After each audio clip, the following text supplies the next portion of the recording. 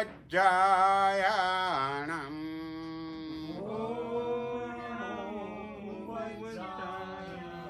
નમો લોએ સબ્બ સાહુણમ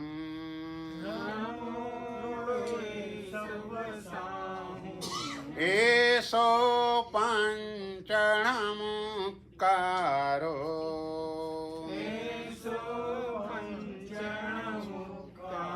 સબ્બ પાવપણાસણો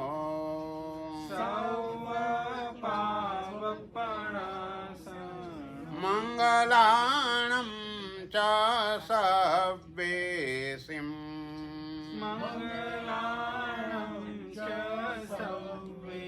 પડમં હવૈ મંગલમ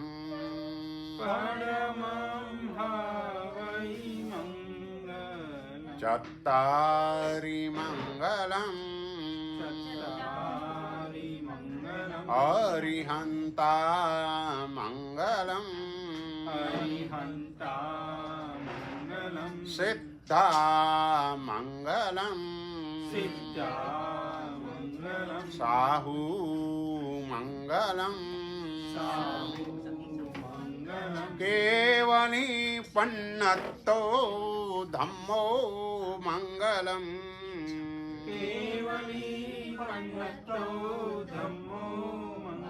ચત્તારી લોગુત્તમા અરિહંતા લોગુત્તમા સિદ્ધા લોગુત્તમા સાહુ લોગુત્તમા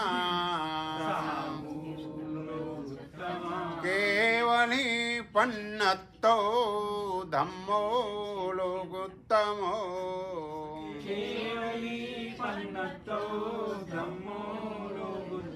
ચત્તારી શરણં પવજ્જામિ અરિહંતે શરણં પવજ્જામિ સિદ્ધે શરણં પવજ્જામિ સાહુ શરણં પવજ્જામિ કેવલી પન્નતં ધમ્મં શરણં પવજ્જામિ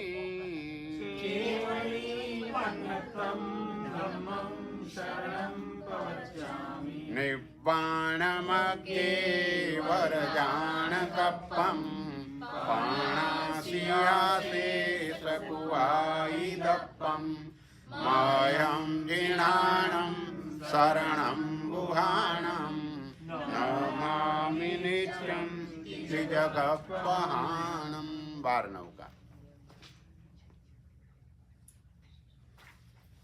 સચિત્તદવ્વ વિગઈ વાણઃ તંબોલવત્ત કુસુમેષુ વાહણ શયણ વિલેવણ બંબ દિશી નહાણ ભત્તેષુ. ગઈકાલે 25મી ગાથામાં ભોગોપભોગ પરિમાણ વ્રત અને એ વ્રતની અંતર્ગત 14 નિયમ એના માટેની વાત કરેલી હતી અને 14 નિયમ ધારવા માટેની આ ગાથા છે કે જેનાથી તમને ક્રમસર 14 નિયમ યાદ રહી જાય. અને એ ગાથા અતિચારની અંદર 7મા ભોગોપભોગ પરિમાણ વ્રતમાં એ ગાથા આપવામાં આવી છે. સચિત્ત એટલે દરરોજ સવારે આ નિયમો ધારવાના, સાંજે સંક્ષેપવાના, સાંજે સંક્ષેપીને પાછા ફરીથી નવા ધારવાના, સવારે સંક્ષેપવાના અને નવા લેવાના. બસ આ રીતે આ હોય છે.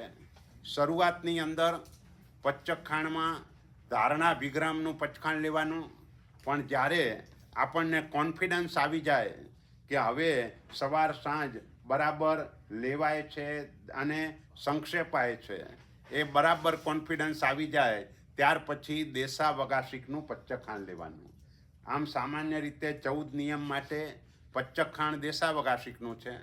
પણ શરૂઆતમાં ધારણા વિગ્રહ એટલા માટે કહું છું કે ઘણા બધા લોકો ધારવાનું યાદ રહે છે પણ સંક્ષેપવાનું ભૂલી જાય છે. એટલે એ સવારે નવકારસીને 24 બસ એ 2 ટાઈમે આપણે 5-5 મિનિટ આપવાની છે. એ રીતે સમજીને બરાબર રૂટીનની અંદર જો ગોઠવાઈ જાય તો પછી કોઈ પ્રોબ્લેમ નહીં આવે. એટલે સચિત્ત એની વાત આપણે આગળ કરેલી કે જે જીવથી યુક્ત છે એને આપણે સચિત્ત દ્રવ્ય એ રીતે કહીએ છીએ. અને સચિત્ત દ્રવ્યનો નિયમ કરવાનો હું રોજ સવારના જ આ નિયમ લેવાનો છે. આજે 5 વાપરીશ, 7 વાપરીશ, 10 વાપરીશ, અથવા આજે સચિત્તનો ત્યાગ, એ રીતે એ નિયમ લઈ શકાય. પછી દ્રવ્ય એટલે મોઢામાં જેટલી વસ્તુ નાખીએ એ બધું જ દ્રવ્ય કહેવાય. અને ઘણી વખતે ઘણા લોકો આમાં એવું પણ કરતા જોવા મળે છે કે દ્રવ્યો ઓછા ધારે, અને દ્રવ્યો ઓછા ધાર્યા પછી એટલે કે મને બધું ભેગું કરીને આપી દો, એમ ન ચાલે. કારણ કે દ્રવ્ય જ વધારે ધારવાના. સહજ રીતે જ કોઈને ત્યાં ગયા ને ભેલ બનાવી હોય અને આપણે ભેલ ખાઈ લઈએ તો ચાલે. ઊંધિયું બનાવ્યું તો એક જ ગણાય. પણ આપણે કહીએ કે મારે ભાઈ આટલું જ વાપરવાનું છે એટલે આજે ઊંધિયું બનાવજો, તો એ રીતે ન ચાલે. એટલે એ રીતે દ્રવ્ય મોઢામાં જેટલી પણ વસ્તુઓ નાખીએ એ બધા જ દ્રવ્યો જુદા જુદા ગણાય. એટલે 15, 20, 25 જેને જે રીતે ધારવું હોય તે રીતે ધારી શકે. ત્રીજા નંબરમાં વિગય, મહાવિગય. એનો કાયમના માટે આપણે સંપૂર્ણ ત્યાગ હોય. મધ, માખણ, મદિરા અને માંસ. મદિરા અને માંસની વાત 20મી ગાથામાં કરેલી. મધ એ ચૌરેન્દ્રિય જીવની હિંસા વગર ન મળે. કારણ કે 3 પ્રકારનું મધ હોય: કુંતીનું મધ, માખીનું મધ અને ભમરીનું મધ. અને આ 3 ચૌરેન્દ્રિય જીવો છે. એટલે ચૌરેન્દ્રિય જીવની વિરાધના વગર અથવા તો ચૌરેન્દ્રિય જીવો એને અસાતા પહોંચાડ્યા વગર આ મધની પ્રાપ્તિ થતી હોતી નથી. ઘણી વખત કોઈ અહિંસક મત બોલતું હોય છે, પણ એ અહિંસક ન હોય, ચૌરેન્દ્રિયની કદાચ હિંસા ન થઈ હોય, પણ એને દુઃખ તો પહોંચાડ્યું હોય. પર્યાવિયા, કિલામિયા, ઉદ્દવિયા, એ રીતે પણ દુઃખ પહોંચાડીએ તો પણ તે દોષરૂપ છે. એટલે મધ કોઈ પણ રીતે ક્યાંય પણ ન વાપરવું તે વધારે ઉચિત છે. અને માખણ છાશમાંથી છૂટું પડતાની સાથે જ એમાં અસંખ્ય જીવો તે જ વર્ણના ઉત્પન્ન થઈ જાય છે, જે આપણને નરી આંખે દેખાતા નથી. માટે માખણ એ પણ છૂટું માખણ છાશની સાથે હોય ત્યાં સુધી વાપરો, એ ચાલી શકે. પણ છાશથી છૂટું પડતાની સાથે જ એ માખણ અભક્ષ્ય થઈ જાય. એટલે આજકાલ લોકો બ્રેડ વગેરે ઉપર જે વાપરે છે તે વાપરી શકાય નહીં. બ્રેડ પણ ન વાપરી શકાય, પાઉં પણ ન વાપરી શકાય, અને આવી કોઈ પણ માખણ, બટર એ પણ ન વાપરી શકાય. એટલે 4નો તો શ્રાવકને સર્વથા ત્યાગ હોય. પણ 6 લઘુ વિગય: દૂધ, દહીં, ઘી, તેલ, ગોળ અને પકવાન. આ 6 લઘુ વિગય છે. એનો 2 રીતે ત્યાગ થાય: એક કાચી વિગય અને એક પાકી વિગય. કાચી વિગય તમે દૂધનો ત્યાગ કરો તો દૂધ જ ન વાપરી શકો, પણ ચા બનાવી હોય તો વાપરી શકાય. જ્યારે પાકી વિગયનો ત્યાગ કર્યો હોય તો જેમાં દૂધ આવે એ કોઈ પણ વસ્તુ આપણે ન વાપરી શકીએ. તો આવી રીતે 6 વિગયો માટે સમજવાનું. પછી પગમાં પહેરવાના ચપ્પલ, બૂટ એની સંખ્યા એ નક્કી કરવાની છે કે આજે 2 જોડ, 3 જોડ, 4 જોડ વાપરીશ, એનાથી વધારે નહીં વાપરું. કારણ કે પહેલાંના સમયની અંદર એ સહજ રીતે જ જ્યારે પશુ મરી જતા ત્યારે એના ચામડાનો ઉપયોગ થતો હતો. આજે કંપનીઓ ધમધોકાર ચાલે છે અને એની અંદર જીવ વિરાધના કરીને ચલાવવામાં આવે છે. એટલે કોઈ ત્યાગ કરે તો ઉત્તમ. આપણા સાધુ સાધ્વીજી ભગવંતો ઉપયોગ જ નથી કરતા, પણ આપણે વાપરવા પડે છે. તો નક્કી કરવાનું કે હું કેટલા જોડી વાપરીશ. પછી મુખવાસ, જાત જાતના મુખવાસ હોય. એટલે મુખવાસમાં કેટલી ટાઈપના મુખવાસ અને લગભગ કેટલા. જો કે જેટલી ટાઈપના મુખવાસ છે એ પાછા તમારે દ્રવ્યમાં પણ ગણવા પડશે. ધારો કે 5 જાતના જુદા જુદા મુખવાસ વાપર્યા તો દ્રવ્યમાં પણ એટલા જ દ્રવ્ય પાછા એડ કરવા પડે, એ વધી જાય. એટલે એ અને 20 ગ્રામ, 30 ગ્રામ એ રીતે હું વાપરીશ. પછી વસ્ત્રો ધર્મ કાર્ય માટે જયણા, અને એની વાત આપણે ગઈકાલે કરેલી, 3, 4, 5 જોડ. કુસુમ એસુ એટલે સુગંધી પદાર્થ, સુગંધ ખાતર જે લઈએ તે ચાલે. રસ્તામાંથી પસાર થતા હોઈએ અને ગુલાબની સુગંધ આવે, અત્તરની સુગંધ આવે, એ સુગંધ ગણાય નહીં. પણ આપણે સુગંધ માટે જ ઘણા લોકો સાબુ લાવીને પણ સૂંઘે, તો એ જે છે એ ગણાઈ જાય. આખો સાબુ તમે સૂંઘ્યો તો 100 ગ્રામનો સાબુ હોય તો એ 100 ગ્રામની ગણતરી થઈ જાય. કે ઘણા લોકો આખો ઘીનો ડબ્બો સૂંઘી લે, કેરી મોટી લઈને સૂંઘીને લાવે. તો એ બધામાં એ વિવેક રાખવો પડે, અને એની અંદર એ નક્કી કરવાનું કે હું સૂંઘવા માટે કેટલી વસ્તુઓ વાપરીશ અને વજનથી કેટલું. એવી રીતે વાહનને અંદર મોટા ભાગે અહીં તો બધાને પોતાની ગાડી હોય, એટલે વાહન એ દ્રષ્ટિએ પોતાનું જ વાહન લગભગ વપરાતું હોય. પણ કોઈ જગ્યાએ બહુમાળી મકાનમાં જવું હોય ને લિફ્ટનો ઉપયોગ કરીએ તો લિફ્ટને પણ વાહન તરીકે ગણવાનું. એટલે હું દિવસમાં 2, 5, 7, 10 આટલા વાહન વાપરીશ, એનાથી વધારે નહીં. વાહન શયન બેસવાને સુવા માટેનું જે છે એ ઘર અને ઓફિસમાં જયણા, કારણ કે ઘર ઓફિસમાં એટલી ગણતરી રહે નહીં. એટલે ઘર ઓફિસમાં જયણા અને બહારના કેટલા વાપરીશ એ નક્કી કરવાનું.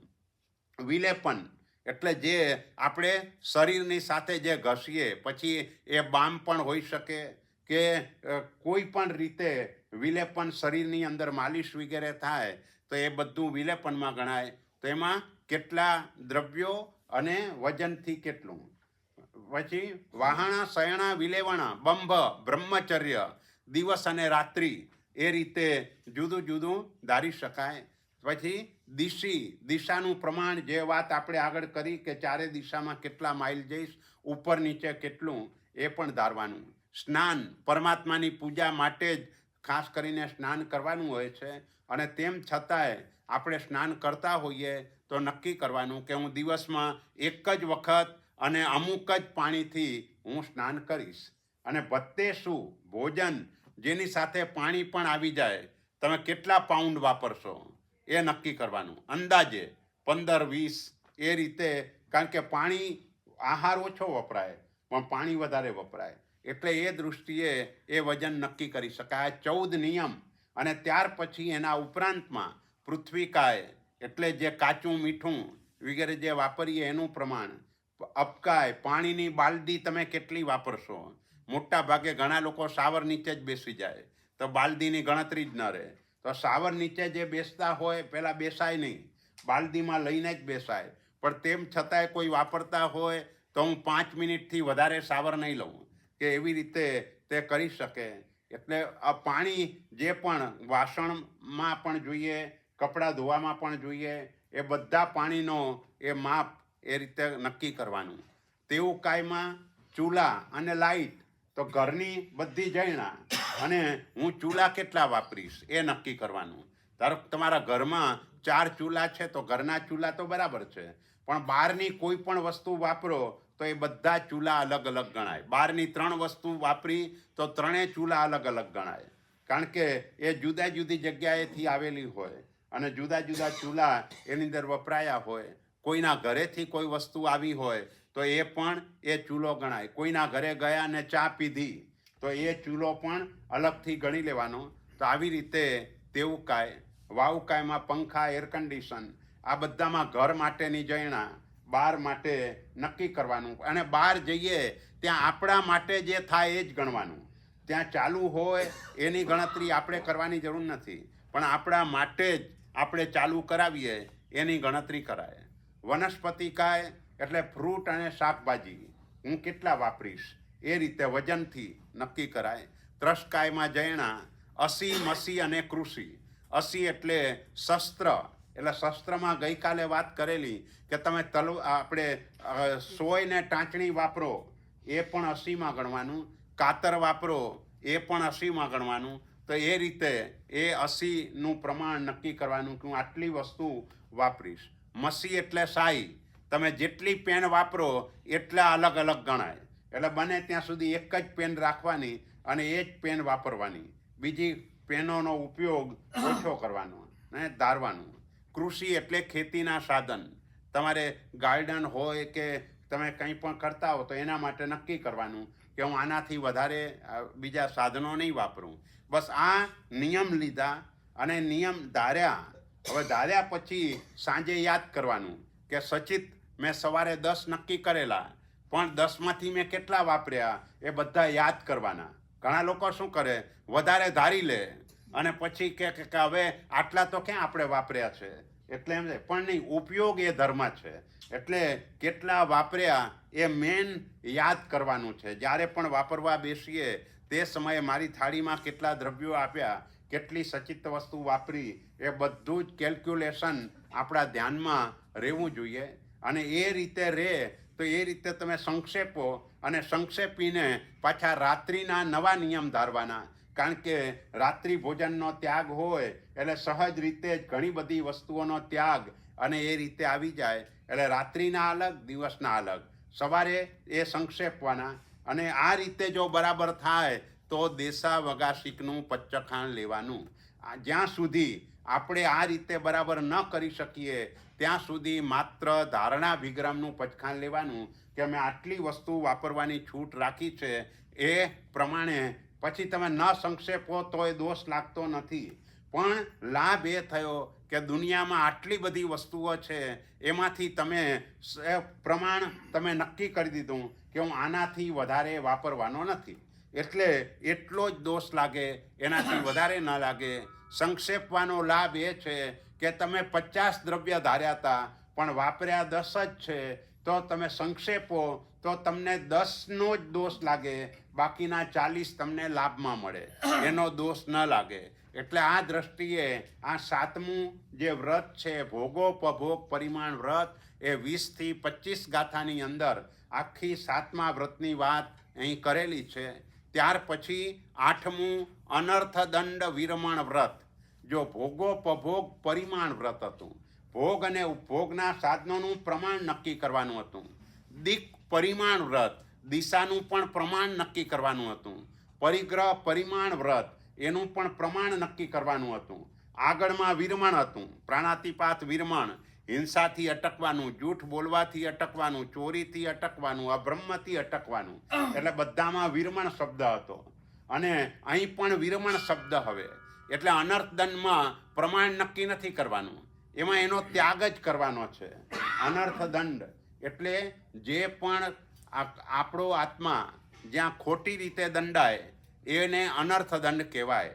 જરૂર વગર આપણે જે પાપ કર્મો વગેરે ઉપાર્જન કરીએ તે અનર્થદંડ કહેવાય. જેમ મનનો અનર્થદંડ એટલે દુર્ધ્યાન, એને અનર્થદંડ કહેવાય. તમે આર્ત ધ્યાન કે રૌદ્ર ધ્યાન થાય તો એ અનર્થદંડ છે, કારણ કે જરૂર નથી એ વિચારો કરવાની. અને તેમ છતાંય આપણે એ વિચારો કર્યા જ કરતા હોઈએ છીએ. ગમતી વસ્તુ ચાલી જાય એની ચિંતા, ન ગમતી વસ્તુ કે વ્યક્તિ આવી જાય એને દૂર કરવાની ચિંતા, રોગની ચિંતા, નિયાણું, આ બધું આર્ત ધ્યાન રૂપ કહેવાય. હિંસા, જૂઠ, ચોરી અને સંગ્રહ, આના વિચારોનું સાતત્ય એને રૌદ્ર ધ્યાન કહેવાય. તો આવા કોઈ પણ વિચારો એ આપણે કરવાના હોતા નથી. એટલે મનમાં શુભ ભાવો અને શુભ ભાવ એટલે સામાન્ય રીતે 16 ભાવનાઓથી ભાવિત થઈ જવાય. એટલે ડગલે ને પગલે એ 16 ભાવનાઓથી જ મન ભાવિત રહે અને એ ભાવનાઓ જ મનની અંદર ચાલ્યા કરે, તો પછી એને અનર્થદંડ ન કહેવાય. એટલે અનર્થદંડ એટલે બિનજરૂરી, જેમ દુર્ધ્યાન કરીએ એવી રીતે કોઈને પણ હિંસક સાધનો આપીએ એ પણ અનર્થદંડ કહેવાય. એ અનર્થદંડનો જ એક પ્રકાર છે. એટલે અને બીજી રીતે ઘરની અંદર હિંચકો રાખીને હિંચકા ખાઈએ તો એ પણ અનર્થદંડ છે, કારણ કે વાવુકાઈના જીવની વિરાધના થાય છે. ટીવી, મોબાઈલ એ બધું વારંવાર જોયા કરીએ, વારંવાર કે એક વખત પણ જોઈએ તો એ પણ બધો જ અનર્થદંડ છે. એટલે અનર્થદંડ આમ જોવા જઈએ તો ઘણી રીતે આજના દિવસે આપણે એમાં જઈએ છીએ અને એમાં વધારે કર્મબંધ આત્મા કરે છે, કારણ કે રસપૂર્વક આ બધું થતું હોય છે. જેમ નિંદા એ પણ અનર્થદંડ છે, પણ એ રસપૂર્વક થાય છે, એટલે ત્યાં કર્મબંધ વધારે તીવ્ર થાય. એટલે બિનજરૂરી આહારની બાબતમાં પણ બિનજરૂરી દ્રવ્યો આપણે આહારમાં વાપરીએ એને પણ અનર્થદંડ કહેવાય. દાળ ભાત રોટલી શાક એ અર્થદંડ કહેવાય. પણ મિષ્ટાન ફરસાણ પાપડ ખીચિયા આ બધું જે વાપરીએ એ બધું અનર્થદંડ કહેવાય. કારણ કે મોટા ભાગે આ બધું સ્વાદ માટે વપરાય છે, અને સ્વાદ જ્યાં આવ્યો રાગ થયો એટલે ઉપવાસનું પ્રાયશ્ચિત આવી જાય. એટલે એ રીતે આ આહારની અંદર ક્યાંય પણ વખાણો કે વખોડો બંનેમાં પ્રાયશ્ચિત આવે. વખાણો તો ઉપવાસનું અને વખોડો તો આયંબિલનું, એટલું પ્રાયશ્ચિત આવે. માટે આહારની બાબતમાં જીવે વધારે કંટ્રોલ કરવો જોઈએ. વખાણીએ તો ઉપવાસ, અને વખોડીએ એટલે એક ભાઈ આમાં નમક ઓછું છે, મરચું ઓછું છે, આમાં ખટાશ ઓછી છે, કે એવી રીતે વધારે લીંબુ નીચોવાઈ ગયું છે, તો આ બધામાં એ આયંબિલનું પ્રાયશ્ચિત આવે. એટલે એ રીતે પણ એ ટૂંકમાં અનર્થદંડ છે બસ. એટલે જેમાં આપણો આત્મા ખોટી રીતે દંડાય બસ એ અનર્થદંડ છે. અને 26મી ગાથા એની અંદર અનર્થદંડના અતિચારો એનું વર્ણન છે. કંદપ્પે કુક્કુઈએ મોહરી અહિગરણ ભોગ ઐરિત્તે દંડમ્મી અણઠ્ઠાયે તૈયમ્મી ગુણવ્યે નિંદે. કંદપ્પે એટલે કંદર્પ. કંદર્પ એટલે કામ. કામ એટલે ઈચ્છા, વાસના, પાંચેય ઇન્દ્રિયો એના ઉપરનો કંટ્રોલ ન હોવો, આ બધું કંદર્પ કહેવાય. કંદર્પ. અને કુક્કુઈએ એટલે કામની ચેષ્ટા. આપણી શારીરિક આકૃતિ વગેરે એવા પ્રકારની હોય કે જેના દ્વારા સામેના લોકોને વિકાર ઉત્પન્ન થાય, એવા પ્રકારની જે શારીરિક ચેષ્ટાઓ હોય એને કૌત્કુચ્ય કહેવાય. કુક્કુઈએ એટલે કૌત્કુચ્ય, અને કૌત્કુચ્ય એટલે બીજાને કામ ઉત્પન્ન થાય એવી શારીરિક ચેષ્ટા, એ કૌત્કુચ્ય. એટલે કંદપ્પે કુક્કુઈએ. મોહરી એટલે વાચાળપણું. મુખરી એટલે મુખનું મોઢાનું વાચાળપણું. ઘણા વાચાળ લોકો બોલ બોલ બોલ બોલ કર્યા જ કરે, બિનજરૂરી એ બોલવાનું ચાલુ જ હોય, તો એ અનર્થદંડ કહેવાય. કારણ કે આપણે ગઈકાલે વાત કરેલી કે મૌન જ રાખવાનું છે. જરૂર પડે ત્યારે જેટલી જરૂર છે એટલું જ બોલવાનું છે. એના કરતાં વધારે બોલીએ એ અનર્થદંડમાં આવી જાય. એટલે એ બિનજરૂરી બોલવાનું નથી. એટલે વાચાળપણું એ મુખરી. ઘણા લોકો કોઈ પૂછે નહીં તોય જવાબ આપ્યા કરે, બોલ્યા કરે, તો એ વાચાળપણું કહેવાય. અહિગરણ એટલે અધિકરણ. શસ્ત્રો ઘરની અંદર પણ જેટલી જરૂરિયાત હોય એટલા જ રાખવા, એનાથી વધારે નહીં રાખવા. અને ભોગ ઐરિત્તે ભોગના સાધનો એ પણ જરૂરિયાત કરતાં વધારે રાખવાથી, તમે વધારે રાખો એટલે કોઈ માગે તો ના ન પાડી શકાય, અને તમે આપો એટલે પાછા દોષના ભાગીદાર બનો. એટલે જેટલી પણ જરૂરિયાત છે, આવશ્યકતા છે, એટલા જ રાખવા. અને ગઈકાલે વાત કરી હતી એમ સાદાઈથી પોતાનું જીવન જીવવું. જો આવી રીતે હોય તો અનર્થદંડના પાપો ઓછા થાય. નહીતર એ પાપો જીવનની અંદર વધારે થયા કરતા હોય. એટલે બિનજરૂરી સંગ્રહ કોઈ પણ પ્રકારનો કરવો નહીં. જેટલી જરૂરિયાત છે એટલું જ લાવવું. પછી એમ વિચાર નહીં કરવો કે ચાલો ભાઈ કોસ્કોમાંથી હોલસેલમાં લાવીને મૂકી દઈએ, પછી બીજી વખત જવું ન પડે, એ વિચાર નહીં કરવાનો. જેટલી આવશ્યકતા છે એટલું જ લાવવાનું, વધારે લાવવાનું જ નહીં. જરૂર કરતાં વધારે નહીં લાવવાનું. તો આ બધા અનર્થદંડના પાપો છે. એટલે આ અનર્થદંડમાં એટલે તૈયમ્મી ગુણવ્યયે નિંદે. ત્રીજા ગુણવ્રતને વિશે અનર્થદંડ વિરમણ નામના ત્રીજા ગુણવ્રતને વિશે લાગેલા અતિચારોને હું આત્મસાક્ષીએ નિંદું છું. આ રીતે અનર્થદંડના 5 અતિચારો છે. અનર્થદંડ ત્યાર પછી હવે વ્રતની શરૂઆત થાય છે. અત્યાર સુધી વિરમણ ને પરિમાણ ચાલ્યું.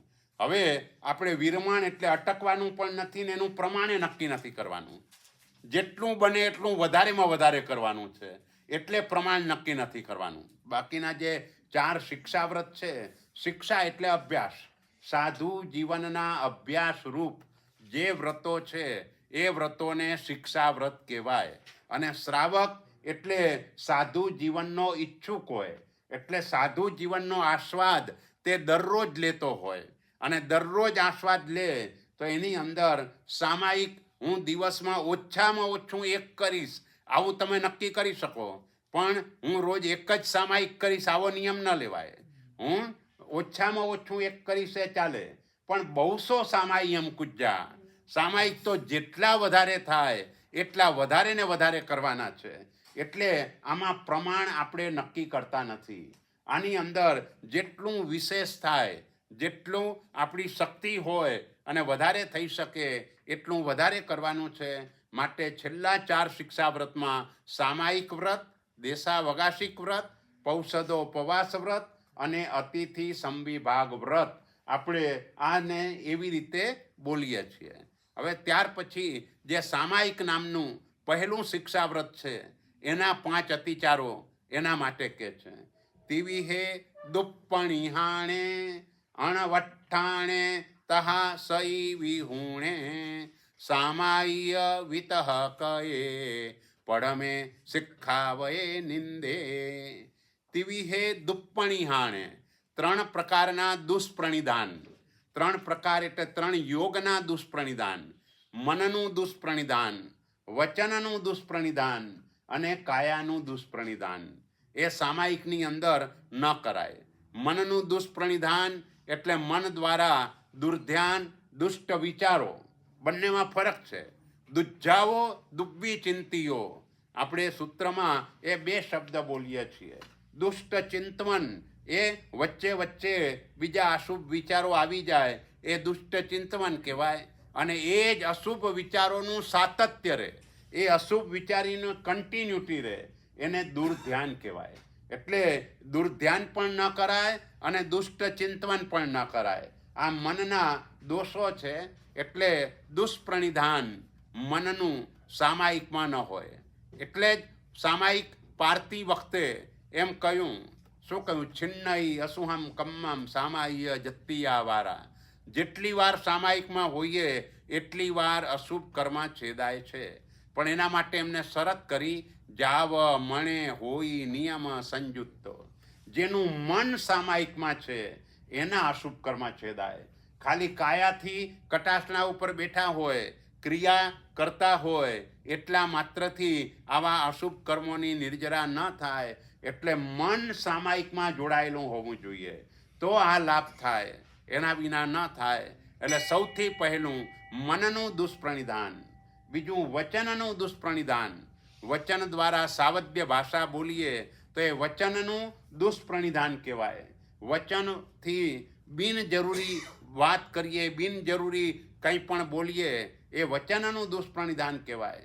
અને સામાયિકની અંદર એવી રીતે વચ્ચે વચ્ચે પણ 1 મિનિટ માટે કે 1 સેકન્ડ માટે પણ એટલું બોલ્યા તો પછી આખા સામાયિકનો સામાન્ય રીતે 400નો સ્વાધ્યાય ગણાય. પણ 1 વખત પણ જો તમે આવું કંઈ બોલી ગયા તો 1 પણ ગાથાનો સ્વાધ્યાય ગણાય નહીં. એટલે એટલી કાળજી તમારે રાખવી જોઈએ કે ક્યાંય પણ સંસારની કોઈ પણ વાત આપણા દ્વારા સામાયિકમાં ન થઈ જાય. એ કાળજી રાખવાની, નહીતર આલોચનામાં કે એની અંદર ન ગણાય. કલાકનો 500નો ગણાય અને સામાયિકનો 400નો સ્વાધ્યાય ગણાય. એટલે સામાયિકમાં કશું કરીએ નહીં તો પણ 400નો સ્વાધ્યાય. એટલે સામાયિકમાં આપણે નવકાર વારીને બધું આપણું ગણતા હોય તો પણ 400નો સ્વાધ્યાય. હા તો પણ, હા પણ કન્ટિન્યુઅસ જો તમારું એ ગણવાનું ચાલે તો 400નો સ્વાધ્યાય ગણાય. અને બીજી રીતે પણ તમે જુઓ, આપણે ત્રાજવાથી તોલો તો મોટા ભાગે તમે માળા ગણો તો એ સામાયિકમાં 4 માળા ગણાય, એટલે 400 થઈ ગયા. એ રીતે પણ થાય. એટલે કહેવાનો આશય એ છે કે 12 મિનિટ 400, સામાયિક પૂરી 48 મિનિટ એનો 400 અને કલાકનો 500નો સ્વાધ્યાય. એ રીતે એ ગણાતો હોય છે. એટલે અહીં પણ આપણે સ્વાધ્યાયમાં બેસીએ અને સ્વાધ્યાયને બરાબર સાંભળીએ તો એ પ્રમાણેનો સ્વાધ્યાય ગણાય. પણ વચ્ચે તમે કોઈની જોડે પણ જરાક પણ વાત કરવા ગયા તો ચોકડી, કંઈ નહીં. બે તો જણ સામાયિક કરતા હોય અને ધર્મની કોઈ વાત કરીએ તો ચાલે? હા, તો ચાલે. ધર્મની જે વાત હોય એ ચાલે. એટલે કારણ કે ધર્મ કથા એ પણ આપણો એક સ્વાધ્યાય છે અને છેલ્લો સ્વાધ્યાય ધર્મકથા છે. હવે છેલ્લો સ્વાધ્યાય ધર્મકથા ક્યારે કરી શકે? જ્યારે વાચના, પૃચ્છના, પરાવર્તના અને અનુપ્રેક્ષા આ ચારે થયા હોય તો ધર્મકથા કરી શકે.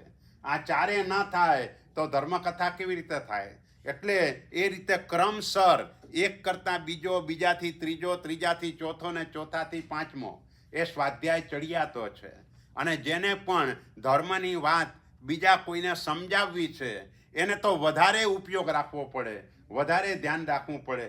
કારણ કે ક્યાંય ભગવાનની આજ્ઞાથી વિરુદ્ધ બોલાઈ ન જાય કે બધી બાબતમાં વધારે કાળજી હોય. એટલે બોલનારનો ઉપયોગ હંમેશા વધારે હોય. એટલે આપણે ત્યાં તત્વાર સૂત્રમાં કહ્યું કે ભાઈ તમે આ મોક્ષ માર્ગની વાત કરો છો તો ઉમા સ્વાતિજી મહારાજાએ કહ્યું કે હું આ બોલું છું, સામેની વ્યક્તિને તો લાભ થાય કે ન થાય, કારણ કે ભણ્યા પછી પોતાના જીવનમાં ઉતારે કે ન ઉતારે, પણ મારી તો ચોક્કસ કર્મ નિર્જરા છે જ, કારણ કે હું એને બરાબર ઉપયોગ સાથે આ વાત બોલી રહ્યો છું, લખી રહ્યો છું, માટે એ નિર્જરા થાય. એટલે હંમેશા વક્તાને એકાંતે લાભ થાય અને શ્રોતાને લાભ થાય પણ ખરો, ન પણ થાય.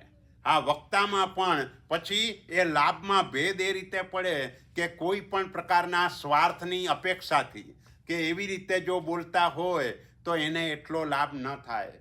પણ પરહિત ચિંતા મૈત્રી, બીજાના હિતની ચિંતા કરીને જે બોલતા હોય એને વિશેષ લાભ થાય. એટલે આખરે બધો જ ભાવ ઉપર આવીને ઊભું રહી જાય કે તમારો પરિણામ એના માટેનો કેવો છે, એ પ્રમાણે કર્મ નિર્જરા થાય. એટલે કાયાનું દુષ્પ્રણિધાન, કાયાનું દુષ્પ્રણિધાન એટલે સામાયિકમાં પણ વારંવાર પગ ઊંચો નીચો કરે, આમ તેમ એ રીતે આડાઅવડા થયા કરે, તો એ બધું કાયાનું દુષ્પ્રણિધાન કહેવાય. બિનજરૂર બને ત્યાં સુધી એક સ્થિર આસને જ એની અંદર બેસવાનું છે. સામાયિકના બધા જ ખમાસમણ જેની શક્તિ હોય, શારીરિક કોઈ પ્રોબ્લેમ ન હોય, તો બરાબર ઊભા થઈને કે એવી જ રીતે એ આપવા જોઈએ. જો શક્તિ હોવા છતાંય ના આપે તો કર્મસત્તા ઝાડના ભવમાં મૂકી દે કે જો ભાઈ તને નમવું નથી ગમતું ને, ઊભા થવું નથી ગમતું, તો પછી હવે તું કાયમ માટે ઊભો જ રહેજે, તારે ક્યાંય નીચે નમવાની જરૂર જ નથી. એ રીતે કર્મસત્તા એવી યોનિની અંદર આપણા આત્માને ધકેલી દે. એટલે મન, વચન અને કાયા એ ત્રણેયનું દુષ્પ્રણિધાન. અણવઠ્ઠાણે એટલે અવિનયપણે સામાયિક લેવું.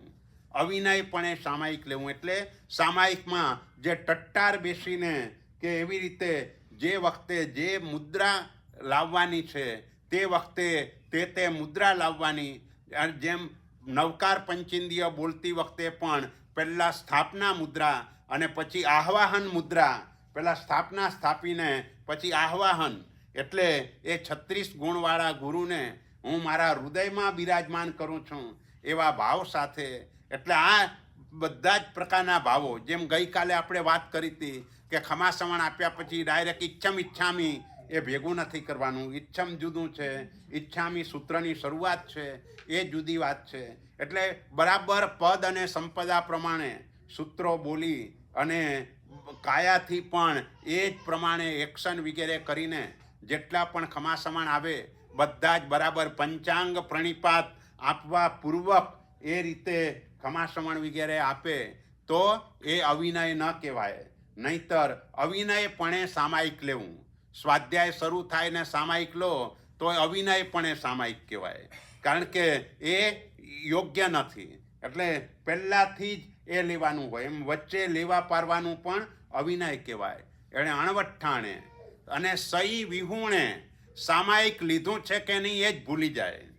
કોઈ વખતે સ્મૃતિ ભ્રંશ થઈ જાય અને એ ભૂલ થઈ જાય, ભૂલથી અને અનાભોગ જેને કહેવાય એ ભૂલ થઈ ગઈ અને એ રીતે થાય તો એ અતિચાર રૂપ ગણાય છે.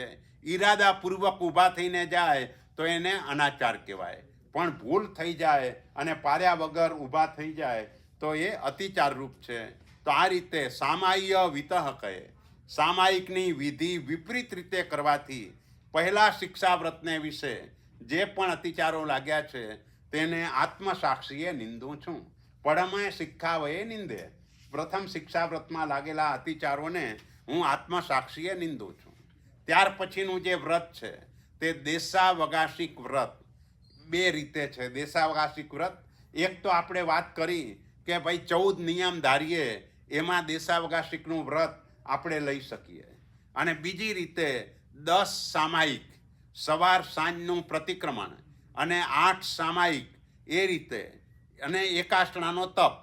જો કે એકાષ્ટણાને તપ ન કહેવાય, પણ આપણે મોટા ભાગે અત્યારે એમ સમજીએ છીએ કે એકાષ્ટનું કર્યું એટલે તપ કર્યું. એકાષ્ટનું એટલે પારણું કહેવાય, એકાષ્ટનું તપ નથી. આપણે ત્યાં તપની શરૂઆત લુખ્ખી નીવીથી થાય. અને એટલે જ આપણે અતિચારમાં બોલીએ છીએ નીવી આયંબિલ ઉપવાસાદિક તપ કરી કાચું પાણી પીધું. એટલે એકાષ્ટનું તપ નથી, બેસ્ટનું તપ નથી, પણ અત્યારે આપણે એને એ રીતે ગણતા થયા છીએ એ પારણા સ્વરૂપ છે. આમ પણ એક જ વખત આહાર વાપરવાનો હોય એટલે એ રીતે પણ એકાસન જ કરવાનું હોય. પણ આજકાલ દવાઓનું કારણ કહો કે આપણો પ્રમાદ કહો કે આપણી જે પણ જોબ વગેરેના કારણે આખી વ્યવસ્થાઓ તૂટી ગઈ છે અને એ રીતે આપણે આહાર ગ્રહણ વગેરે કરીએ છીએ એટલે નથી સચવાતું. પણ એ 10 સામાયિક રૂપ દેશાવકાશિક પણ કહેવાય. અને એ જે 10 સામાયિક રૂપ દેશાવકાશિક કરીએ એ દરમિયાન અથવા તો જે દિશાનો નિયમ કર્યો હોય એ દિશાથી આગળથી કોઈ વસ્તુ મંગાવવાથી મોકલવાથી એ બધું અતિચાર રૂપ લાગે. સાક્ષાત તો આપણે ન જઈએ, સાક્ષાત તો ત્યાં જ હોઈએ, આપણે એ સ્થાનથી જઈએ નહીં, પણ એ સ્થાનની બહારથી કાંઈ મંગાવીએ મોકલીએ કે એ અતિચાર રૂપ છે. એ વાત આ ગાથામાં છે.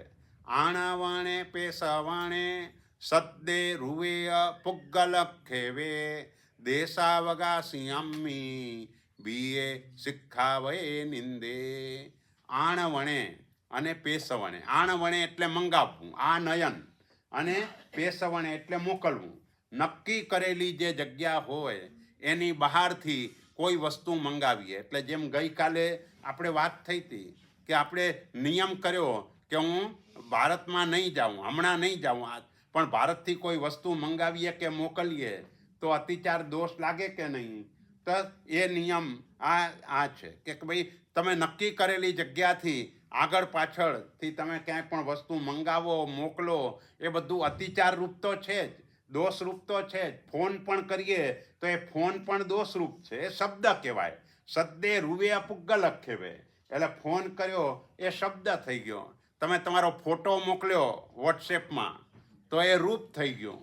અને પુગ્ગલ ખેવે કોઈ પણ પુદ્ગલનો પ્રક્ષેપ, અહીં સામેથી કોઈ જતું હોય, આપણે અહીંથી ઊભા ન થવાનું હોય અને અહીંથી આમ કાંકરી મારીને એને બધા હું અહીંયા છું, ઓલે કાંકરી મારો એટલે ધ્યાન અહીંયા જાય અને અહીં જુએ આ તરફ અને એ રીતે આવે તો એ રીતે પણ એ દોષરૂપ છે. એટલે ટૂંકમાં આ બધા સ્થાનોની અંદર ઉપયોગપૂર્વક માત્ર પોતાની આરાધના એને જ મુખ્ય બનાવવાની છે. બસ એના સિવાય બીજી કોઈ પ્રવૃત્તિ એ દરમિયાન કરવાની હોતી નથી. એટલે આ 10મું દેશાવકાશિક નામનું વ્રત પણ અહીંયા આપણું બીજું શિક્ષા વ્રત. એના આ 5 અતિચારો છે. વસ્તુ બોલો.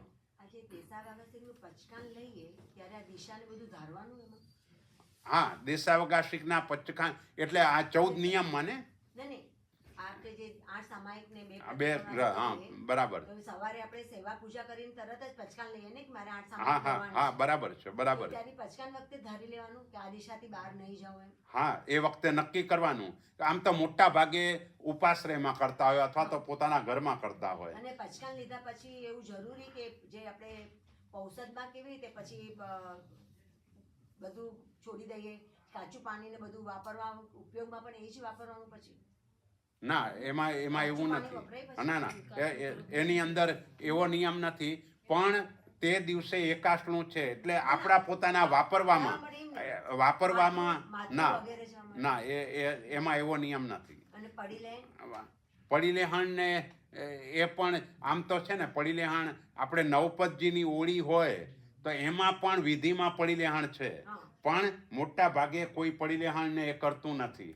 એટલે એ પડીને હણને જેટલું પણ થાય એટલું સારું છે, પણ ન થતું હોય તો એ તમે 10 સામાયિક કર્યા એટલે દેશાવકાશિક ગણાય ને એ રીતે થાય. અને આ દેશમાં દેશાવકાશિક થોડુંક સહેલું છે, કારણ કે ઇન્ડિયામાં આટલો મોટો દિવસ થતો નથી.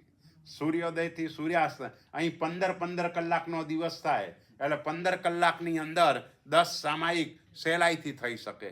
ઇન્ડિયામાં આવી રીતે આટલો મોટો દિવસ ન હોય એટલે થોડુંક અઘરું પડે એ કરવાનું. હા, એટલે દેશાવકાશિક નામના બીજા શિક્ષાવ્રતને વિશે લાગેલા અતિચારોને હું આત્મસાક્ષીએ નિંદું છું. ત્યાર પછી આપણો પૌષધોપવાસ વ્રત એટલે 11મું વ્રત અને આમ 3જું શિક્ષાવ્રત.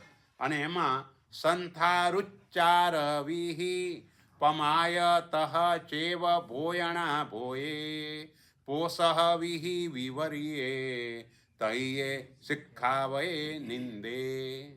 પૌષધ એટલે જે ધર્મની પુષ્ટિ કરે એને પૌષધ કહેવાય. જેમ સામાયિક એટલે જેનાથી સમતાની પ્રાપ્તિ થાય એને સામાયિક કહેવાય, એમ પૌષધની વ્યાખ્યા જેનાથી ધર્મની પુષ્ટિ થાય એ પૌષધ છે. અને પૌષધમાં 4 પ્રકારના ધર્મની પુષ્ટિ થાય: દાન, શીલ, તપ અને ભાવ. દાનમાં બધાને અભયદાન આપીએ એટલે એ દાન ધર્મની પુષ્ટિ થઈ. શીલમાં 5 ઇન્દ્રિયોના વિષયો ઉપરનો સ્વાભાવિક રીતે જ કંટ્રોલ આવી જાય એટલે શીલ ધર્મની પ્રાપ્તિ થઈ. તપ મિનિમમ એ રીતે હવે આપણે એકાસનાથી પણ કરીએ છીએ, પણ આપણું વ્રત ઉપવાસ સાથેનું છે એટલે ઉપવાસ આયંબિલ વગેરે કરીએ તો એ તપ પણ ગણાય. અને ભાવ પૌષધની અંદર શુભ ભાવની અંદર જ રહેવાનું હોય એટલે એ રીતે 4 પ્રકારના ધર્મની પુષ્ટિ થાય. અને જે પૌષધ કરીએ એ પૌષધમાં પણ આપણે 4 પ્રકારનો પૌષધ કરીએ છીએ. કરેમી ભંતે પોષહમ, આહાર પોષહમ દેશવો સબ્બવો, શરીર સક્કાર પોષહમ સબ્બવો, બંબચેર પોષહમ સબ્બવો, અવ્વાવાર પોષહમ સબ્બવો. આહાર પૌષધ એટલે આમ તો આહારનો સર્વથા ત્યાગ, તો એ સર્વથી કહેવાય. એટલે 24 ઉપવાસ એ આમાં આવે. અને 23 ઉપવાસ આયંબિલ એકાસણું એ દેશથી કહેવાય, કારણ કે આહાર આપણે એમાં વાપરીએ છીએ. પહેલામાં પણ પાણી નામનો આહાર વાપરીએ છીએ. 4 પ્રકારના આહારમાં પાણીને પણ આપણે આહાર કહીએ છીએ. એટલે 23 ઉપવાસમાં પણ આ સર્વથી ન કહેવાય. 24 ઉપવાસ સર્વથી આહારનો ત્યાગ, અને 23 ઉપવાસ આયંબિલ એકાસણું એમાં દેશથી આહારનો ત્યાગ. એટલે પહેલો આહાર પૌષધ, આપણે પૌષધ લઈએ એની આ પ્રતિજ્ઞા. શરીર સત્કાર પોષમ સબ્બવો, અને શરીર સત્કાર પૌષધ એ સર્વથી. શરીરનો શણગાર કરવાનો નથી. ઘણા બહેનો પૌષધ કરવાનો હોય ત્યારે સવારે ઘરે નાહીને જાય, તો એવી રીતે ન જવાય, કારણ કે સ્નાન વગેરે કરવાનું નથી. શરીરની કોઈ વિભૂષા આપણે કરવાની નથી. એટલે શરીર સત્કાર એનો પણ પૌષધ એટલે શરીરના શણગારનો સંપૂર્ણપણે ત્યાગ. અને શરીર સત્કાર બંભચેર પોષમ સબ્બવો, બ્રહ્મચર્ય પૌષધ એટલે મન વચન કાયાથી 5 ઇન્દ્રિયોના વિષયો એના તરફ એને દૂર કરવા તે. અને અવ્વાવાર એટલે અવ્યાપાર એટલે જે વ્યાપાર ધર્મમાં પૌષધમાં ઉચિત નથી એવા પ્રકારની પ્રવૃત્તિ, એ પણ બધી જ પ્રવૃત્તિનો ત્યાગ. એ રીતે આ 4 પ્રકારનો આપણો પૌષધ છે. આ પૌષધ કોઈ માત્ર દિવસનો પણ લઈ શકે, માત્ર રાત્રિનો પણ લઈ શકાય, અને દિવસ રાત્રિનો પણ લઈ શકાય. એટલે જે પ્રાયશ્ચિત્તમાં જે પણ પૌષધ હોય એ મોટા ભાગે દિવસ રાત્રિનો હોય અને ઉપવાસ સાથેનો હોય. એ પ્રાયશ્ચિત્તમાં આવેલા પૌષધ તે આ પ્રકારના હોય. પણ આજકાલ લોકો પૌષધ કરવાના ઓછા થઈ ગયા. ક્રિયા રુચિ એ જીવની ઘટી ગઈ. આ દેશની જુદી વાત છે. આ દેશમાં એવી અનુકૂળતા જ ઓછી છે પરઠવવા વગેરેની. ભારતમાં પણ હવે એ અનુકૂળતા ઓછી થવા લાગી છે. પણ તો પણ આ રુચિ ઓછી થઈ. એકચ્યુઅલી રુચિ ઓછી ન થવી જોઈએ. ભલે કોઈ કારણસર તમે ન કરો, પણ રુચિ તો રહેવી જ જોઈએ. આપણે સમ્યક દર્શન એ રુચિ ઉપર આધાર રાખે છે. રુચિ ન હોય તો સમ્યક દર્શન એ ન ટકે. એટલે રુચિ ભગવાને બતાવેલા બધા જ અનુષ્ઠાનોની અંદર રુચિ રહેવી જોઈએ. પછી એની અંદર પ્રવૃત્તિ આપણી અનુકૂળતા અનુસાર થાય, અથવા તો જે રીતે ભાવ અનુસાર એની અંદર જીવ પ્રવૃત્તિ કરે. તો આ ચારે પ્રકારના પૌષધ એની અંદર સંથારુ એટલે સંથારા સંબંધી, અને ઉચ્ચાર વિધિ એટલે લઘુ નીતિ અને વળી નીતિ, ઠંડીલ અને માતૃ એના માટે. એટલે સંથારાનું પરિલેહણ કરે નહીં, કરે તો જેમ તેમ કરે. એમ લઘુ નીતિ ને વળી નીતિની બાબતમાં પણ જગ્યાનું નિરીક્ષણ બરાબર કરે નહીં, અને કરે તો જેમ તેમ કરે. પહેલાં તો કરે જ નહીં, અને કરે તો જેમ તેમ કરે. એ બધું દોષરૂપ છે. બરાબર જગ્યા જોવી જોઈએ. આપણે પૌષધ એટલે ઉપધાનમાં હોઈએ તો તે વખતે પણ વસ્તી જોવા જઈએ છીએ. તો એ વસ્તી પણ 100 ડગલાની બરાબર જોવાની છે. કોઈ પણ કલેવર વગેરે ન પડ્યું હોય એ બરાબર ધ્યાન રાખવાનું હોય છે. એટલે અહીં પણ સંથારા સંબંધી એટલે એનું પરિલેહણ કરે નહીં ને કરે તો જેમ તેમ કરે એ ન ચાલે.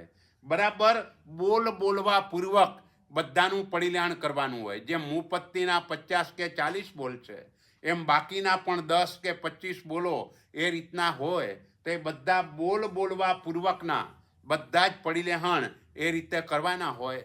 તો એ રીતે કરે. અને આ લઘુ નીતિ વળી નીતિની બાબતમાં જગ્યા બરાબર જુએ, ક્યાંય પણ કોઈ જીવની વિરાધના ન થાય. અને એટલે જ પૌષધની અંદર વળી નીતિ કે લઘુ નીતિ માટે જવું પણ પડે. અને જો આપણે યોગ્ય રીતે એને પરઠવવાનું થાય તો એ ક્રિયાથી પણ કર્મની નિર્જરા થાય. કર્મનો બંધ ન થાય, કર્મની નિર્જરા થાય. સાધુ સાધ્વીજી ભગવંતો જે પણ ક્રિયા કરે છે, પછી ગોચરી ઓરવા જાય, ગોચરી વાપરે, ઠંડીલ જાય, માતૃ જાય, આ બધી ક્રિયામાં એમને કર્મની નિર્જરા થાય. કારણ કે દરેક ક્રિયામાં સમિતિ અને ગુપ્તિ એનું બરાબર પાલન રાખે. અને એ બરાબર પાલન એટલે ત્યાં સંવર, અને જ્યાં જ્યાં સંવર ત્યાં ત્યાં નિર્જરા, જ્યાં જ્યાં નિર્જરા ત્યાં ત્યાં સંવર. આ નિયમ છે. એટલે આપણા માટે પણ જ્યાં જ્યાં સમિતિ ગુપ્તિનું પાલન હોય ત્યાં આપણી પણ કર્મની નિર્જરા થાય. એટલે ગૃહસ્થ જીવનમાં પણ પૌષધ એના દ્વારા જીવ આવી કર્મની નિર્જરા તે કરતો હોય છે. એટલે પૌષધ પણ જેમ પુણ્યા શ્રાવકનું નામ ભગવાનના મુખે સામાયિકના કારણે લેવાયું, એમ પૌષધના કારણે પણ આનંદ, કામદેવ વગેરે શ્રાવકના નામો પરમાત્માના મુખેથી લેવાયા છે. એટલે સામાયિકના જેમ 32 દોષ છે, એમ પૌષધના 18 દોષો છે. તો એ દોષ રહિત આ રીતનો પૌષધ આપણે કરવાનો છે. એટલે સંથારુચ્ચાર વિહિ પમાય પ્રમાદ. પૌષધમાં પ્રમાદ કરવાનો નથી. દિવસે લાંબા થઈને આરામ કરવાનો નથી. ભલે તમે ઉપધાનની અંદર સવારે 3 વાગે ઉઠ્યા હો અને છેક રાત્રે મોડે સુધી કદાચ તમે જાગો તોય 20 માળા માંડ ગણાય એવી સિચ્યુએશન હોય, પણ એવી સિચ્યુએશનમાં પણ પ્રમાદ કરવાનો નથી. એટલે પૌષધમાં ક્યાંય પ્રમાદ ન કરાય. એટલે કે લાંબા થઈને સુવાનું કે એ હોતું નથી. જેવ ભોયણા ભોયે, ભોજન સંબંધી ચિંતા. પૌષધ કર્યો પણ હવે સવારે પારણામાં શું મળવાનું છે એની ચિંતા. ઘણા લોકો ઉપદાનમાં ઉપવાસના દિવસે બોર્ડ વાંચી આવે નિવીનું, કારણ કે આગલા દિવસે બોર્ડ લખાઈ જાય અને પછી એ મનની અંદર ચાલુ થઈ જાય કે કાલે મારે શું વાપરવાનું છે. તો આવી કોઈ પણ ભોજન સંબંધી ચિંતા કરવાની ન હોય. સાહજિક રીતે જ જ્યારે સમય આવે વાપરવાનો, અને તેવા સમયે આપણે આસન ઉપર બેઠેલા હોઈએ અને તે સમયે જે પણ પીરસાય એમાં આપણી જે અનુકૂળતા હોય એ રીતે આપણે લેવાનું છે. પણ આગળથી એના માટેની કોઈ વાતચીત ન કરાય. જે આપણે એ રીતે પણ સમજાય કે ઓલા શ્રેણિક મહારાજા કે જેને ભગવાને કહ્યું ભાઈ તારી શુદ્ધ નવકારસી નથી, કારણ કે નવકારસી આવ્યા પહેલાં તે બોર ખાવાનો વિચાર કરી લીધો, માટે તારી ચોખ્ખી નવકારસી ન કહેવાય. એમ આપણા માટે પણ આ લાગુ પડે કે આપણે આગળથી જ આ બધું પ્લાનિંગ કરીએ. આજે 14 છે, ઘણાને ઉપવાસ હોય અને સાંજે પ્લાનિંગ થાય કે ભાઈ સવારે શું બનાવવાનું છે. તો એ બધું જે છે એ દોષરૂપ છે. ભોજન સંબંધી ચિંતા બિલકુલ કરવાની ન હોય. પારણા દીકતણી ચિંતા કીધી, આપણે અતિચારમાં બોલીએ છીએ, એટલે પારણા વગેરેની ચિંતા એ આપણે કરવાની હોતી નથી. જે સમયે જે આવે એને એ રીતે અને જરા પણ રાગાદી ભાવ વિના એને વાપરી લેવાનું છે. એમણે ચાલો ગુંદર પાક આવ્યો તો સારું થયું, શરીરને જરાક વધારે પુષ્ટિ મળી ગઈ, આવો પણ વિચાર સુદ્ધા કરવાનો હોતો નથી. અને એટલે જ ભુવન ભાનુસુરી મહારાજને જ્યારે કોઈ મહાત્માએ વર્ષી તપ માટે રજા માગી તે વખતે કહ્યું, ના ભાઈ, તારે વર્ષી તપ નહીં પણ વર્ધમાન તપની ઓળી કરવાની છે.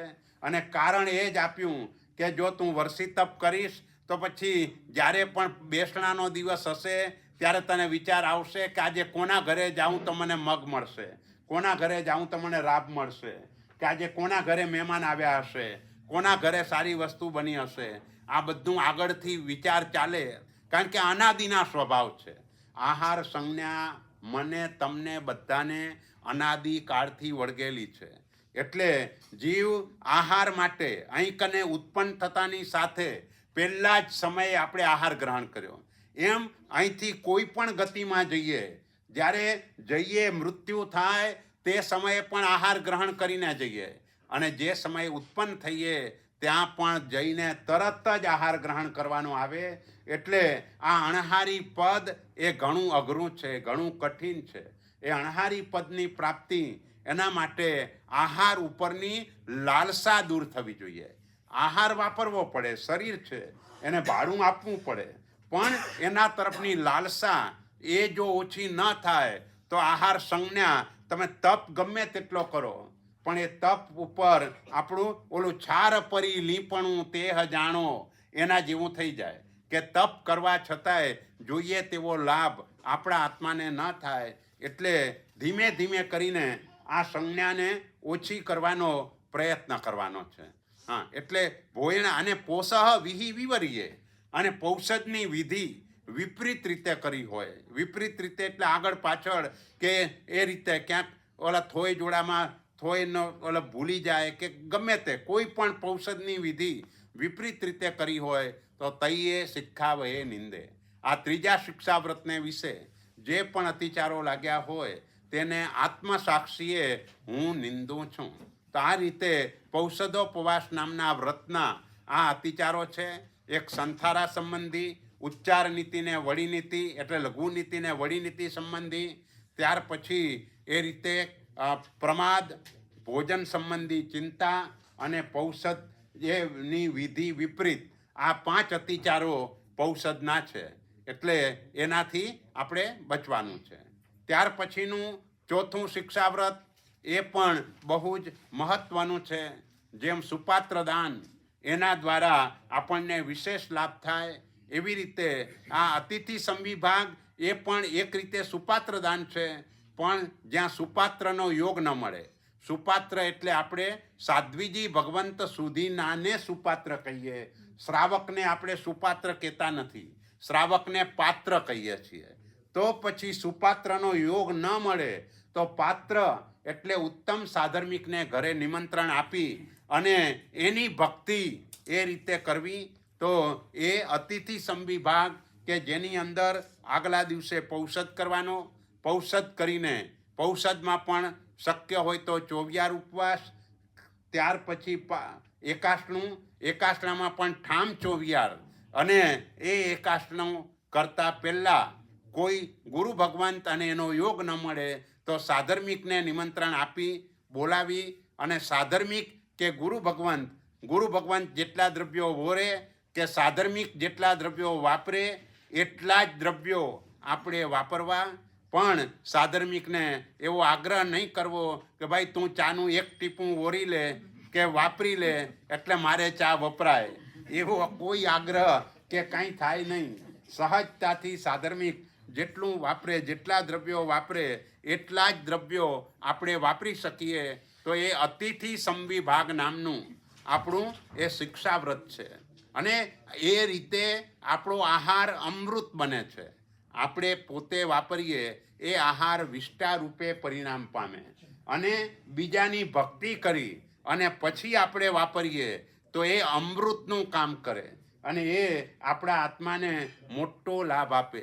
બીજી રીતે પણ આપણે જોઈએ તો ભગવાન મહાવીર સ્વામી લો કે ભગવાન ઋષભદેવ લો, બંનેને સમ્યક દર્શનની પ્રાપ્તિ સુપાત્ર દાન એના દ્વારા થઈ છે. અને સમ્યક દર્શન એ બહુ જ મહત્વનો ગુણ છે. માટે મનમાં ભાવ એ જ રાખવો કે બીજાને વપરાવીને વાપરવું, બીજાને આપીને વાપરવું. જો આ પ્રકારનો ભાવ આપણામાં રહે, ભલે કોઈ ન હોય તોય કોઈ સાધર્મિકના ઘરે મોકલીને કે એવી રીતે પણ આપણે વાપરી શકીએ. તો એ રીતે અરસપરસ જો સાધર્મિકો પરસ્પર ભક્તિ કરે તો બધાને લાભ થાય.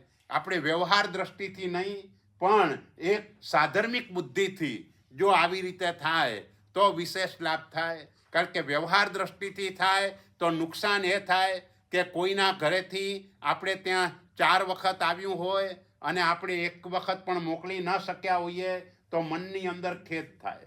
એટલે વ્યવહાર દ્રષ્ટિ નહીં, સાધર્મિક ભક્તિ. બસ જ્યારે પણ આપણે ત્યાં ઉત્તમ દ્રવ્ય બને, કોઈ પણ વસ્તુ એ પ્રકારની હોય તે વખતે જે પણ સાધર્મિકો હોય અથવા કોઈ પણ એક સાધર્મિકને ત્યાં મોકલીને પછી આપણે વાપરીએ તો એ વધારે સારું કહેવાય. નહીંતર એકલ પેટાપણું કહેવાય.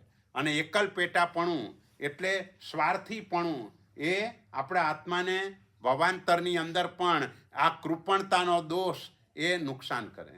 એટલે આ રીતે આ 4થું શિક્ષાવ્રત એની વાત આપણે અહીં કરી, અતિથિ સંવિભાગ અને એની ગાથા. સચિત્તે નિખીવાણે પિહીણે વવ એસ મચ્છરે ચેવ કાલાઈક મદાણે ચૌથે શિખાવયે નિંદે. ગુરુ મહારાજ ઘરે ઓરવા પધારે પણ પોતાની પાસે જે આહાર બન્યો હોય એ આહારમાં સચિત્તે નિખી વણે, સચિત્ત વસ્તુ મૂકી દીધી હોય તો ગુરુ મહારાજને વોરવામાં કામ લાગે નહીં. એટલે શરૂઆતમાં આજના દિવસે ખાસ એ અમારે ભારતમાં પણ ધ્યાન રાખવું પડે કે અમુક સમુદાયના મહાત્માઓ સંઘની અંદર આવ્યા હોય તો એ ટામેટાં પણ ન વાપરતા હોય. અને આજકાલ મોટા ભાગે લોકો દાળમાં ને બધે ટામેટાં વાપરતા થઈ ગયા છે. એટલે તે સમયે એ ઉપયોગ રહેવો જોઈએ કે આ મહાત્મા પધાર્યા છે તો આપણે હમણાં આ કંઈ કરવાનું નથી. જ્યારે પણ મહાત્માનો ગોચરી સુધીનો ટાઈમ જુએ પછી ન પધારે અને પોતાને વાપરવું હોય તો નાખે, પણ પહેલેથી એવી રીતે ન કરે. એમ અત્યારે 8 મહિના કોથમીર ન વપરાય, પણ મોટા ભાગે કોથમીર પણ મોટા ભાગના ઘરોની અંદર કદાચ ચોમાસાના 4 મહિના કે 1.5 મહિનો નહીં વપરાતી હોય, બાકી મોટા ભાગે બધા લોકો વાપરતા હોય છે. એટલે આગળથી એવા પદાર્થો જો અંદર નાખી દઈએ તો સાધુ સાધ્વીજી ભગવંતો એની ગોચરીનો લાભ આપણને ન મળે.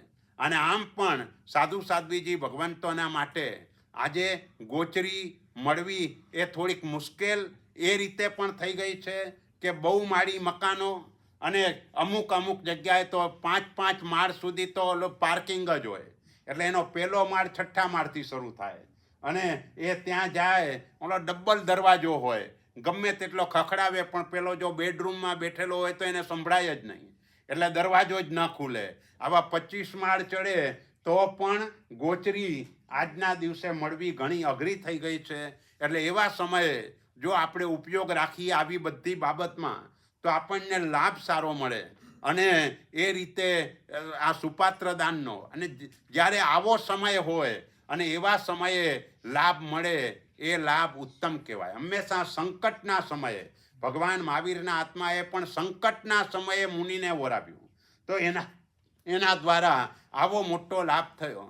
એમ આ પણ સંકટનો સમય કહેવાય. આજના સમયમાં ઉત્તમ ગુરુ ભગવંતો કે જેને આ એ નિર્દોષ ગોચરી જ જોઈએ છે અને નિર્દોષ ગોચરી માટે એ ઘણું બધું ફરે. અને તોય કારણ કે આજકાલ ઘરમાં 2 કે 3 જણ હોય ને 2 રોટલી જ ખાતા હોય, એટલે મોટા ભાગે જ્યારે જમવા બેસે ત્યારે જ રોટલી કરે. એટલે ગુરુ મહારાજ ઓરવા જાય તો કોઈ દિવસે રોટલી ક્યાંયથી મળે જ નહીં. આવી પણ સિચ્યુએશન થાય. એટલે એવા સમયે બધાએ ઉપયોગ રાખીને કે ભાઈ મારે હું ભલે પછી વાપરવાનો હોઉં પણ ગામમાં ગુરુ ભગવાન છે અને એ જો પધારે તો મને લાભ મળે, એટલે બધી વ્યવસ્થા એ રીતે કરીને રાખે તો આ અતિથિ સંવિભાગ એનો લાભ પણ સારો મળે. એટલે અહીં મહાત્માને આપવા યોગ્ય વસ્તુ એમાં સચિત્ત વસ્તુનું મિશ્રણ કરી દીધું હોય. જેમ કે ભેલમાં આપણે દાડમ નાખી દીધા તો દાડમ સચિત છે, એટલે ગુરુ મહારાજ પછી એ વોરી ન શકે. એમ પીહીણે સચિત્ત વસ્તુથી ઢાંકી દેવું, એ ઢાંકી દે તો પણ ગુરુ મહારાજને કામ ન લાગે. વવ એ સ ખોટો વ્યપદેશ. ખોટો વ્યપદેશ એટલે શ્રાવક જો ભક્તિવાળો હોય અને ગુરુ મહારાજને કોઈ વસ્તુનો ખપ હોય અને એ વસ્તુ આપણી ન હોય પણ ગુરુ મહારાજને ખપ છે, તો પણ કે સાહેબ મને લાભ આપો, અને એમ કરીને એ વરાય મારી જ છે, પોતાની નથી તેમ છતાંય મારી જ છે એમ કહીને વરાવે. અને ભક્તિવાળો ન હોય તો પોતાની હોય તોય પારકી કે, સૂચતું હોય તોય અસૂચતું કે, અસૂચતું હોય તોય સૂચતું કે. આવું પણ બની શકે. પણ ઘણી વખત લાભ લેવાની લાલચથી એવું પણ ઘણા લોકો કરતા હોય કે કેરી સુધારીને રાખી હોય, 20-25 મિનિટ થઈ ગઈ હોય અને ગુરુ મહારાજ વોરવા આવે તો કે સાહેબ ટાઈમ થઈ ગયો છે, લાભ આપો. મનમાં એ વિચારતો હોય કે ગુરુ મહારાજ ઉપાસ રહે જશે ત્યાં સુધી તો થઈ જશે, આટલા ઘરોએ ફરવા જશે, એનો ભાવ એવો છે. પણ તો પણ ન ઓરાવા એટલા માટે કે ગુરુને સચિત્તનો સ્પર્શ પણ કરવાનો નથી, એ સચિત્ત છે. અને સચિત્તના સ્પર્શનું પણ પાપ એ ઘણું મોટું છે. સચિત્તનો સ્પર્શ એટલે તમે વનસ્પતિનો ખાલી સ્પર્શ કરો, સચિત્ત વસ્તુનો સ્પર્શ કરો તો પણ 80 વર્ષની વૃદ્ધાને કોઈ યુવાન સશક્ત પુરુષ જોરથી મુક્કો મારે અને એને જેટલી વેદના થાય એટલી વેદના એ જીવને અડકવા માત્રથી થાય. તમે કાચા મીઠાને અડો, કાચા પાણીને અડો કે આવી રીતે કોઈ પણ શાકભાજી કે ફ્રૂટને અડો તો પણ એ જીવોને આવી ભયંકર વેદના થાય. માટે ગુરુ મહારાજને આવી રીતે જુઠ્ઠું બોલીને આપણો લાભ લેવાના આશયથી એવી રીતે ન ઓરાવવું. જ્યારે પૂર્ણ અચિત્ત થાય, બરાબર 48 મિનિટ થઈ ગઈ હોય તો જ ઓરાવવું, નહીતર ન ઓરાવવું. એટલે આ રીતે વવ એ સ એટલે વ્યપદેશ. અને મચ્છરે, મચ્છરનો અર્થ અહીંયા મત્સર, અને મત્સર એટલે ઈર્ષ્યા. ઈર્ષ્યા એટલે શું? ગુરુ મહારાજને ઘર બતાવવા ગયો હોય અને બાજુના ઘરે ગુરુ મહારાજ ઓરતા હોય, એ પોતે પણ જોતો હોય અને એને એમ થાય કે આને તો આવું ઓરાવ્યું. એની ઈર્ષ્યાથી ઘરે આવે એટલે એનાથી એ વધારે સારું ઓરાવે. સારું ઓરાવે એ સારું છે, પણ ભાવ ઈર્ષ્યાનો ખરાબ છે કે આના કરતાં તો હું વધારે સારી રીતે ઓરાવું, અને એમ કરીને મેવા મીઠાઈ બધું કાઢીને ઓરાવે તો એને ઈર્ષ્યાથી આપ્યું કહેવાય. તો ઈર્ષ્યાથી નહીં, ભક્તિથી ચોક્કસ અપાય. પણ કોઈની પણ ઈર્ષ્યા કે એ રીતે કરીને આપણાથી ઓરાવાય નહીં. એટલે મચ્છરે ચેવ કાલા ઇક્ક મહદાણે. સમય ગોચરીનો પસાર થઈ જાય પછી ગુરુ મહારાજને વિનંતી કરવા જાય. એટલે કહેવાય પણ ખરું કે શ્રાવક વિનંતી કરવા આવી ગયા અને ઓરાવવાની ભાવના જ ન હોય એટલે જ મોડો ગયો હોય. તો આવી રીતે પણ બની શકે. ખાસ કરીને આવું ક્યાં બને કે જે અમુક જેના સંજોગો સારા નથી, સ્થિતિ સારી નથી, આવા જે શ્રાવકો હોય એને એમ લાગે કે નહીં જાઉં તોય મારા સાહેબને ખોટું લાગશે, અને જાય તો પોતાની શક્તિ ન પહોંચતી હોય કે એ પ્રકારનું હોય. તો આવા અથવા કોઈનામાં કૃપણતા જ હોય, ભાવ જ ન હોય, આવું પણ બની શકે. કારણ કે બધા જીવો 5 આંગળી એક સરખી નથી, બધા જીવો કર્મથી એ ખરડાયેલા છે. એટલે કોઈક આવા ભારે કર્મી જીવો હોય, પોતાની પાસે બધી વ્યવસ્થા હોવા છતાં પણ એને આપવાનો ભાવ ન જાગે, આવું પણ બને. તો એવું બને તો એ પોતાના માટે દોષરૂપ છે. પણ એમાં જે આ રીતે માયા કરે તો એ વધારે દોષ લાગે કે ગોચરીનો વિનંતી કરવા જ લેટ જાય. ગુરુ મહારાજ ગોચરી માટે નીકળી ગયા હોય અને પછી જાય તો પણ દોષરૂપ છે. તો આ રીતે ચોથા શિક્ષાવ્રતમાં લાગેલા અતિચારોને હું આત્મ સાક્ષીએ નિંદું છું. હવે આપણે તમને 5 મિનિટ આપું સામાયિક નવું લેવા માટે, અને ત્યાં સુધીમાં ઓલો બાળક આવ્યો છે